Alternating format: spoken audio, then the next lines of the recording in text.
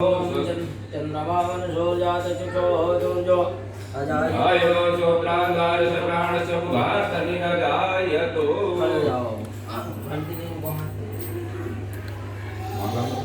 मागा लगी घंटी घंटी सोजो आयत श्रोत्रांगार प्राण समुभात निनगायतो करवोरम करुणावतारम संसार समुद्रेन्द्रहारम सदा वसंतं हृदयारविन्दे भवां भवानी सहितं नमामि मन्दारमाला कुलतारकाय कृपालमालाङ्कितशेखराय दिव्याम्बराय जगदम्बराय नमः शिवाय नमः शिवाय त्वमेव माता चरिता त्वमेव त्वमेव बन्धुर्सखा त्वमेव त्वमेव विद्या द्रविणं त्वमेव त्वमेव सर्वं मम देव देवा गुरुर्ब्रह्मा गुरुर्विष्णु गुरुर्देवो महेश्वरा गुरु साक्षात् परब्रह्म तस्मै श्री गुरुवे नमः पापानि जन्मान्तर्गतानि च तानि सर्वाणि प्रदक्षन्तु प्रदक्षायां पदे पदे शीतले करुणाद्यप्यं देवाभिवन्दनं महात्माभिवन्दनं हृदयाराधिवन्दनं महारार्तिक्यै नमः अन्यासन्नो देहनाकं महिमानः सचन्तयत पूर्वे साध्याः हन्ति देवाः एकदन्ताय विद्महे वक्रतुण्डाय धीमहि तन्नो दन्ति प्रचोदयात् ॐ कात्यायनै च विद्महे कन्याकुमारी च धीमहि तन्नो शक्ति प्रचोदयात् ॐ नारायणाय च विद्महे वासुदेवाय च धीमहि तन्नो विष्णु प्रचोदयात् नाना सुगन्ध पुष्पाणि यथा कालोद्भवानि च पुष्पाञ्जलिं मया दत्तो गृहाणं परमेश्वरो वन्दे प्रार्थनां भगवान् की जय। माइक पास में श्री गणेशाय नमः श्री सरस्वत्यै नमः श्री वृन्दावन विहारिण्यै नमः गजाननं भूतगणादिसेवितं कपित्थजम्बो फलचारुभक्षणम् उमासुतं शोकविनाशकारकं नमामि विघ्नेश्वरपादपङ्कजम् श्रीकृष्णाय नमः गङ्गातरङ्गरमणीयजटाकलापं गौरीनिरन्तरविभूषितवामभागं नारायणप्रियमरङ्गदापहारं वाराणपतिं विश्वनाथं श्रीकान्ताशिवाय नमः वन्दे विभूषितकरानवनीलाभात् पीताम्बरतरुणबिम्बापरहरोष्ठा पूर्णेन्द्रसुन्दरमुखारदविन्दनेत्रां कृष्णं परं तत्त्वमहं जाने कृष्णं परं तं तत्त्वमहं जाने भजे व्रजैकमण्डलं समस्तपापखण्डनं भक्तरं चिन्तरञ्जनं सदैव नन्दनन्दनम् श्रीकृष्णाय नमः श्री परमात्मने नमः जय जय श्री राधारमण जय जय नवल किशोर जय जय चित्तचूर प्रभु जय जय माखन चोर श्री राधे स्वामी मैं राधे जी को दास जन्म जन्म मोह दीजिए वृंदावन को दास श्री कृष्णाय नमः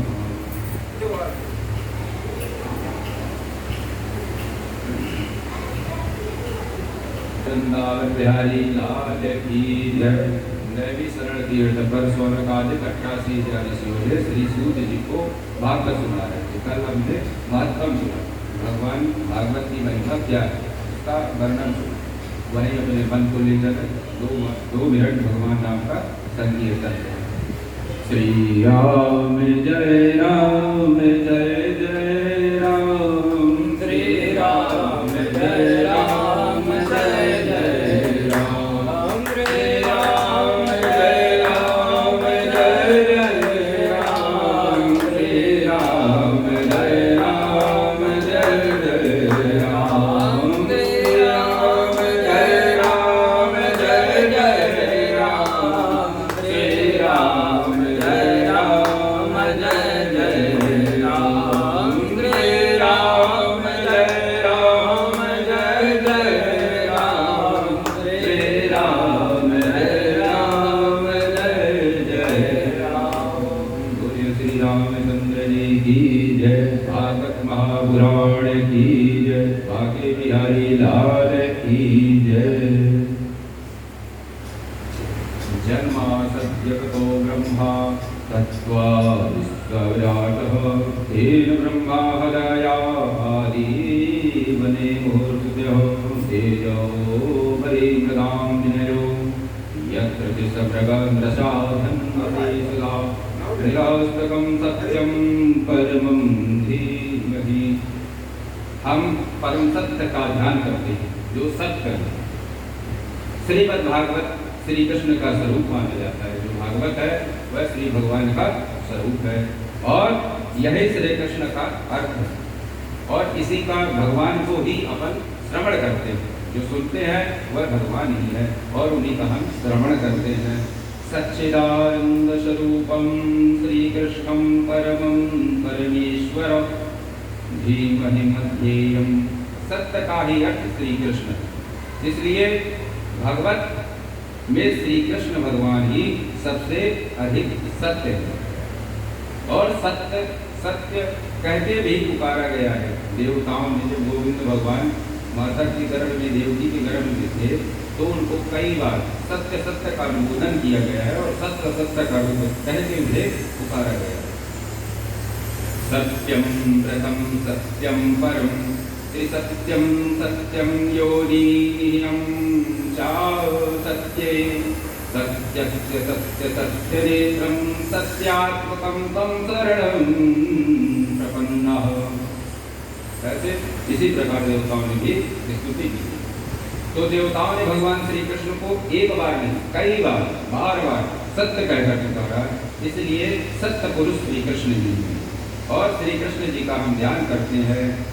और श्री कृष्ण कैसे हैं ये भी तो जानना चाहिए, भगवान कैसे हैं। जन्मानस्यादः, जो भगवान अजन्मा है, जिनका जन्म नहीं है, आदि अनंत से परे है, वह परमात्मा भक्तों को परम पद प्रदान करने वाले हैं। वासुदेव जी के घर प्रगटे हुए हैं। आप कहोगे कि भगवान अजन्मा है और वासुदेव जी के घर में उनका जन्म नहीं हुआ था, वरना माता तो उनका जन्म तो कई लोग कहते हैं कि भगवान का जन्म तो जेल खाने में हुआ है, घर में हुए थे, जेल खाने में हुआ है। तो आप घर किसे कहेंगे? ईंट गिट्टी माटी ईटा का जो घर बना, इसे घर कहेंगे? किसको घर कहेंगे? इसको घर कहेंगे? श्री कृष्ण। अब इसके बाद कई लोगों ने उसमें भी व्याख्या करते हैं कि श्री कृष्ण ने वासुदेव की पत्नी के गर्भ से जन्म लिया, पत्नी के गर्भ से जन्म लिया, यानी गृहिणी के उदर से, यानी जो माता देवी है उनके उदर से भगवान का जन्म हुआ। तो जो ये मकान बना हुआ है इसको अपन घर नहीं कहेंगे। जो गृहिणी है, जो स्त्री है, जो नारी है, उसको अपन घर कहेंगे। जब तक नारी घर में नहीं होती तब तक वह घर नहीं होता। उस घर में आप कुछ भी कर लें, लेकिन वह घर नहीं होगा।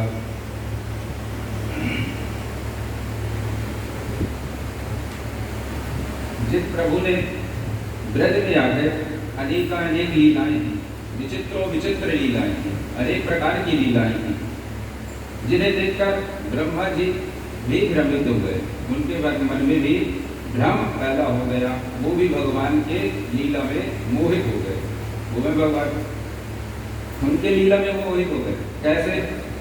जब ब्रह्मा जी ने देखा कि ग्वाल बाल के साथ भगवान बैठे हुए, लोग कहते हैं परब्रह्म परमेश्वर है, परमात्मा है, और ये परमात्मा है, तो परमात्मा किसी का झूठा खाएगा?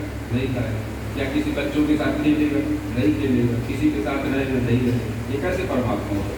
परमात्मा तो भोग लगाते हैं, तो उसमें बड़े बड़े हम लोग मंत्र पढ़ते हैं, नाभ्यायासीदंतरिक्षगुं शेषणोदेव मंत्र उसके द्वारा उच्चारण करते हैं, तुलसी लगाते हैं, बड़ी पवित्रता के साथ उसमें भोग लगाया जाता है, तब भगवान उस प्रसाद को ग्रहण करते हैं।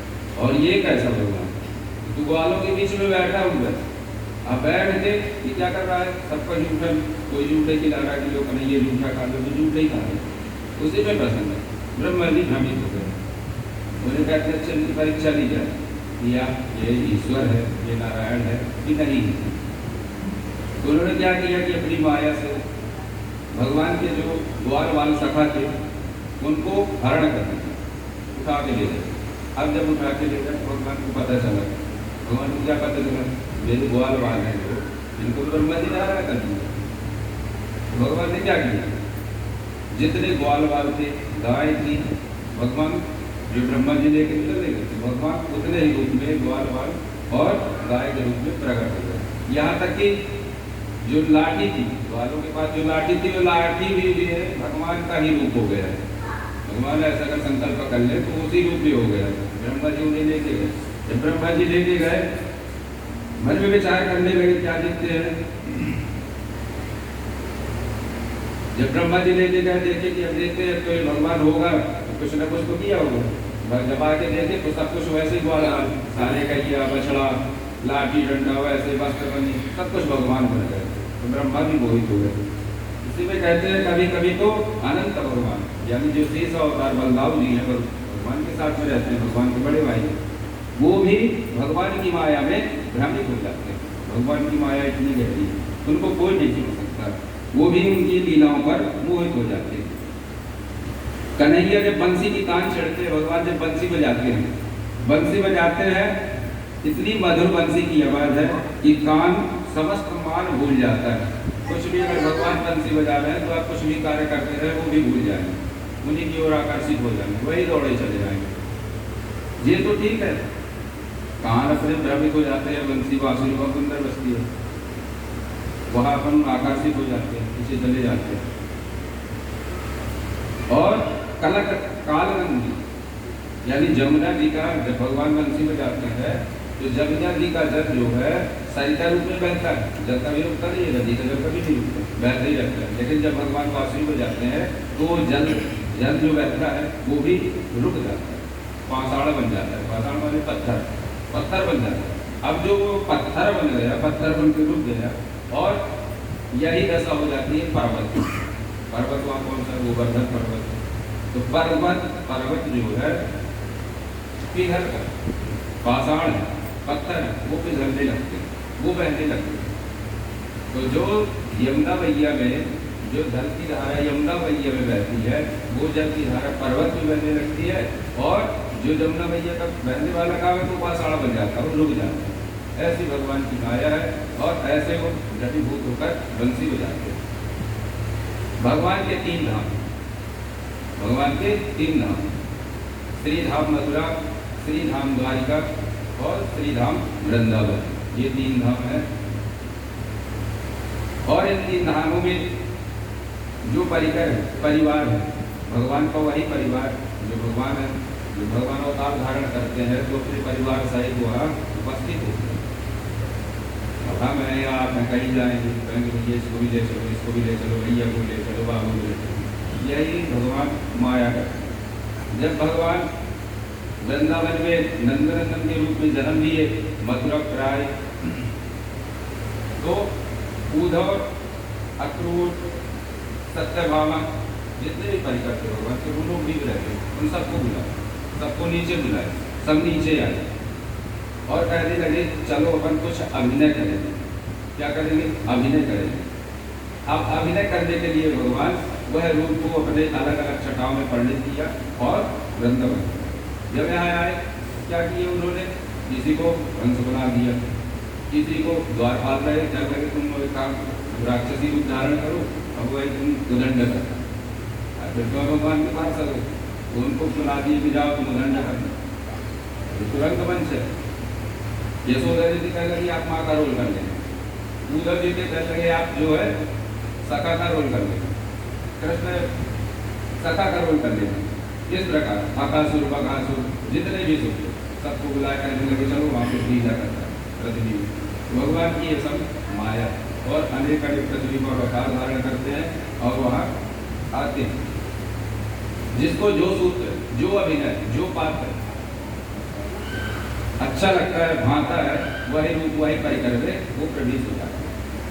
भाई हमको राक्षसी प्रवृत्ति कौन भजन भजन करे, गाली दो मारो काटो, यही सब करो, खूब अच्छा लगता है। भगवान का स्मरण करते रहना चाहिए किसी भी रूप में करें, लेकिन भगवान का स्मरण करें, भगवान को मत कैसे बोलो। जब कोई माँ होती है अपने बच्चे को, कोई भी है अभी आपको बच्चा है कहीं जाएगा, उसको यहीं छोड़ के आप चले जाएंगे, आप अपने ससुराल चले जाएंगे तो आप दिन में 10 बार उसको याद करेंगे, कई बार याद करेंगे। जैसे माँ अपने पुत्र को कई बार याद करती है, उसी तरह भगवान को भी हम कई बार याद करते हैं, कई बार उनका स्मरण करते हैं, उन्हें भूले ना, वही है भक्ति। धर्मावृत्तितः यत्र परमो निरात्मसुराणं सुतः वेदं वासमात्रो वस्तु शिवदं तत्र मूलनं श्रीमद्भागवते महामुनि कृते किं वार्तिकैस्रः साध्यो वदारुध्यन्ते प्रतिः संस्कृताभिः तथाक्षरः। इस श्लोक में जो श्लोक है इसमें 3 बार अत्र शब्द का प्रयोग किया गया है। व्यास जी कहते हैं अत्र से श्रीमद्भागवते, श्रीमद्भागवत में निष्कपट धर्मार्थ का निरूपण किया गया है। इसमें कोई कपट नहीं, कोई छल छत्र नहीं, यह धर्मनिरपेक्ष निरूपण है। श्रीमद्भागवत में धर्म पराम धर्म की विधि से वर्णन की गई है, अनेक प्रकार से इसका विवरण किया गया है। वह आपको अन्यत्र सुनने को प्राप्त नहीं होगा, इसलिए अत्र शब्द का प्रयोग किया गया है। उसका पात्र कौन है? जिसके भीतर मत्स्य निकल जाए, मत्स्य माने अहंकार, जिसके अंदर से वहां अहंकार निकल जाए। और मच्छर बाहर से काटता है, लेकिन अहंकार रूपी मत्स्य जो है वो अंदर से काटता है। किसी के अंदर अगर अहंकार आ जाए तो अंदर ही से काटेगा, और मच्छर जो बाहर से काटेगा। मच्छर तो ठीक है, कुछ भी लगा लेंगे, ऑल आउट लगा लेंगे, मच्छर लगा के बच जाएंगे। लेकिन जो अहंकार होता है कि मैं बड़ा ज्ञानी, मैं बड़ा ज्ञानी, वो भगवान ही जाने, तो वो उससे कोई नहीं बच सकता है ना। अग्रे रति देखो, मच्छर बहुत खतरनाक होता है, लेकिन मच्छर से खतरनाक होता है अभिमान। अब अभिमान जिसका हट जाएगा वही परमात्मा के चरणों का अनुग्रह प्राप्त होगा। जिसके अंदर अहंकार नहीं है वो भगवान का भक्त। कंचन तजन सहज सहज क्रिया काजे, मान बढ़ाई ईर्षा दुर्लभ तज नाये। श्री राधा पाद व्याख्या करते हैं कि भागवत सुनने का पात्र कौन है? जो निर्मत्सर हो गया है, जिसके हृदय में मत्स्य चला गया है, जिसकी कोई मान बढ़ाई, धन वैभव प्रतिष्ठा आदि को देखकर अपना मन प्रसन्न होने लगे। अपन क्या देखते हैं? किसी के घर में कार आ गई, अलग में देखा समझो ये कार खरीदे, अब मेरे मन में ईर्षा है, मेरे साथ कार कैसे खरीदे? सबसे बड़ी समस्या तो ये नहीं होना। आपका घर बन गया, हम देख रहे हैं अभी तो भाई बंगला कैसे बन गया, भागवत कैसे करा रहे, पूजन पालन अनुष्ठान कैसे करा रहे, तो कैसे चल रहा है? तो व्यक्ति के अंदर ये चीज नहीं होना चाहिए। आदमी क्या देखता है? आप पढ़े और वो बेचारा उसके ऊपर करना चाहिए गाली, बड़ा दुखी होगा, ये कैसे सुखी है, क्यों सुखी है? ये चीज आदमी के अंदर बहुत खराब है। आप कान ले लो, कुछ ऐसी चीज ले लो, आपके साथ भी पैसे में भी ऐसा नहीं होगा, जिसके पास ये चीज कैसे आ वो बहुत दुखी हो जाए और आप दुखी हो, अब वो देखेगा तो आप बोले कि भाई वो बहुत दुखी है, वो बहुत सुखी उसके अंदर हो, बहुत सहानुभूति आपको दिखाएगा और बड़ा खुश होगा। हाँ यार, आप बोल दो हम सूती हैं, तेरे को फिर बहुत जल जाएगा। ऊपर से जब बोलेगा हाँ है, लेकिन अंदर से उसके सांप ही उड़ जाएगा। तो ये स्थिति नहीं होनी चाहिए। जिसके अंदर ये स्थिति होती है वो भागवत सुनने का अधिकारी नहीं है ना। और श्रीमद् भागवत के गोत्र पात्र हैं जिनके अंदर ये चीजें नहीं है और जिनके अंदर ये प्रवृत्ति नहीं है। पुनः अत्र शब्द का प्रयोग श्रीमद् भागवत में वास्तवतः वस्तु का बोध कराया गया है। वास्तव में वस्तु किसे कहते हैं? सत्य सजीव सत्यवी चा माया सत्वम जगत जीव। जगत और माया, वास्तव में जगत का नाम ही माया। ये जो आप देख रहे हैं संसार, यही जगत की माया और यही जगत की माया है। और भगवान ही अपनी माया को रच देते हैं और व्यक्ति किसी में उलझा हुआ फंसा रहता है, किसी में फंसा रहता है, निजान लेने के चक्कर में फंसा रहता है, इससे बाहर नहीं निकल सकता। और एक बात और बता दें, साध्यो तत्र कृते श्रुति सदाक्षरम। अभी कथा सुनने की इच्छा हो, मान लीजिए मैं अभी आया आपके यहाँ, कब आया, हम जिसको पूजा कर रक्षाबंधन के और पहले है, अचानक मेरी चर्चा चली भैया से श्रावण के महीने कुछ आयोजन किया। तो ये सब आयोजन के चक्कर में मैं भी नहीं, ऐसी भागवत हो जाएगी। मैंने बोला कि भागवत श्रीमद् भागवत पाठ किया जाए। कानूर ब्राह्मण है 15 दिन तक आपके यहाँ पूजा चलेगी। कहने लगे ठीक है पढ़ना। फिर वो पूजा करते करते हम कहे बाबू को भागवत सुनवा। अब देख निमित्त कहाँ से लगा, कैसे लगा, अचानक की बात है। मैं भी नहीं बोलता कभी तो पूजा करोगी पाठ करो, एक अचानक मुझसे निकल गए। उसने कहा हाँ पंडित जी जब से हो बताओ सुनवाएंगे बाबू की बात। उनके मन में संकल्प हो गया, तो संकल्प हो गया कि मेरे को सुनना। मात्र इतना मन में उसने विचार बना लिया कि मेरे को सुनना है। अब उसको पूर्ण कौन कर रहा है? परमात्मा पूर्ण कर रहा है, ना कि हम, ना कि वो, ना मैं कर सकता हूँ। मेरे को मुझे लगता है कि मैं बोल पाऊंगा तो करूँगा। लोगों को प्रसाद करते हुए पंडित जी बोले कहीं बोलना है तो आगे करना, ये होता है। और सुनने की इच्छा तीव्र हो गई, हृदय अवरुद्ध हो गया, अवरुद्ध हो गया। व्यास जी अनेक शब्दों में ध्यान दे रहे हैं भगवान को अपने हृदय पर विराजमान करो। और निगम कल्पतरोरगलितं फलं सुखमुखाद्र संयुतं जीवत्वं भागवतं रसमालयं मुहुर्रसिका पुरुभावुतः। वेदों का ही नाम है निगम, जिसको अपन वेद कहते हैं कि ये वेद है, वेद का ही नाम है निगम। और विशाल कल्पतरु, जो विशाल कल्प वृक्ष कल बताया था कैसे, कल्प वृक्ष के सामने आप लड़ जाए और जो चीज की इच्छा करेंगे वह आपको प्रदान कर देगा, वह है कल्प वृक्ष। और यह इस प्रकार का कल्प वृक्ष है कि आप जो भी इच्छा मांगेंगे, भागवत जी में भागवत का अपन पूजन कर रहे हैं। भागवत अगर किसी भी ये हमारे घर में धन हो जाए तो आपको धन मिलेगा, हमारे घर में पुत्र हो जाए आपको पुत्र मिलेगा, हमारे पितर तर जाए वो भी हो जाएगा, किसी का उद्धार कराना हो वो भी हो जाएगा। ऐसी कोई भी वस्तु नहीं है जो भागवत जी आपको प्रदान न करें। यह भागवत रूपी फल है और बहुत ही परिपक्व फल है और ये कभी फूटा नहीं। कई लोगों ने पूछे महाराज ये फूटा क्यों नहीं? भाई विष्णु भगवान कहाँ है? सत्य लोक में। ये तो अपन आकाश के ऊपर कई आकाश महाकाश सब पे कहीं जाके सत्य कहाँ है? वहाँ सत्य रूप से जब कोई गिरेगा तो बताइए फट जाए, फूट जाएगा। कहते महाराज तो फूट गया होगा, नीचे गिरा है, तब कहते हैं ये व्याधि नहीं, गलत। ये धीरे धीरे आया है, कोई भी चीज जैसे धीरे धीरे गिरा। ये किसी ने टच किया, फिर किसी ने टच किया, इस तरह किया है, फिर ये धरातल पर आया है। अब धरातल पर कैसे आया है? तब चतुर्श्लोकी भागवत का वर्णन किया गया है। ब्रह्मा जी ने, भगवान नारायण, भगवान विष्णु ने भगवान ब्रह्मा जी को यह फल, यह भागवत रूपी जो भागवत कथा है, यह ब्रह्मा जी ने, नारद जी ने ब्रह्मा जी को प्रदान किया। और नारायण की शाखा से फल टपका तो ब्रह्मा की शाखा पर आके लगता है। अब ब्रह्मा की शाखा से टपका तो नारद की शाखा पर आके बैठता है। हम नारद जी किसको सुनाए? नारद जी व्यास जी को सुनाए, उनके पास आके लटका। अब व्यास जी किसको सुनाए? सुखदेव जी को सुनाए। सुखदेव जी को सुनाए तो सुखदेव जी किसको सुनाए?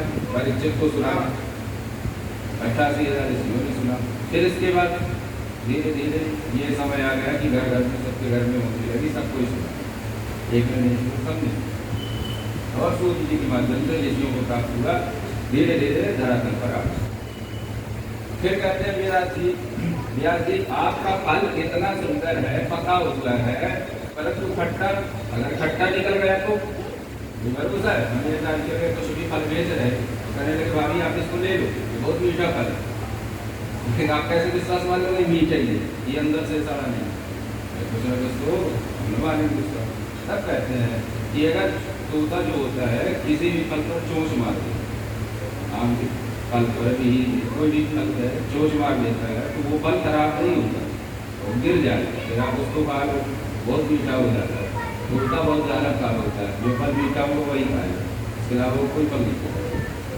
तो ये भागवत रूपी फल है। भागवत रूपी फल में हर सुखदेव जी की कथा मैंने सुना है। सुखदेव जी 12 साल तक माता के गर्भ में रहे, माता के गर्भ से फिर बाहर निकले, जब बाहर निकले सुखरूप तो वही था, अंडा ही तो था। अब जब तोता कोई फल पर चोंच मारेगा तो बहुत मीठा हो जाएगा, सुखरूप की शाखा। अब जो जिसको ब्रह्म माया भी नहीं क्या, ऐसे सुखदेव जी इस भागवत रूपी फल पर उन्होंने चोंच मारी। अब चोंच मार दी तो इससे ज्यादा मीठा कुछ नहीं, इसलिए है प्रमाणित। और इस फल में एकदम परिपक्व फल और बुद्धिमान तोता ने इसमें चोंच मारी। ऐसे ऐसे कोई तोता ने चोंच नहीं मारी, बहुत बुद्धिमान तोते ने इसमें चोंच मारी, तो ये बहुत मीठा फल है।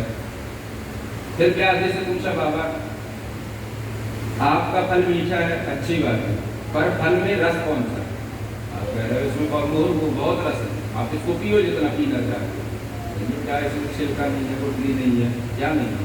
तब कहने लगे हाँ, इसमें ना ही छिलका है न गुठली है, ये रसदार ही फल है, इसमें रस ही रस भरा है। आप जितना पीना चाहते हो आराम से पियो, इसमें कोई रोक टोक नहीं है।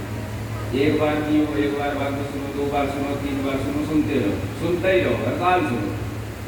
ये भागवत का मत, इसको कहते हैं रस। पहली बार मेरे को समझ में, दूसरी बार बात थोड़ी समझ में, तीसरी बार और सुन जाते हाँ समझ गए, चौथी बार में पूर्ण ध्यान नहीं लगता, 5वीं बार में बिल्कुल ब्रह्मानंद की प्राप्ति को कहने लगे बिल्कुल भैया। ऐसा फल वही परमात्मा है, वही परम तत्व है। और इसी भागवत का फल रूप से यह भरा हुआ है, यह परिपूर्ण फल है। और इस फल में से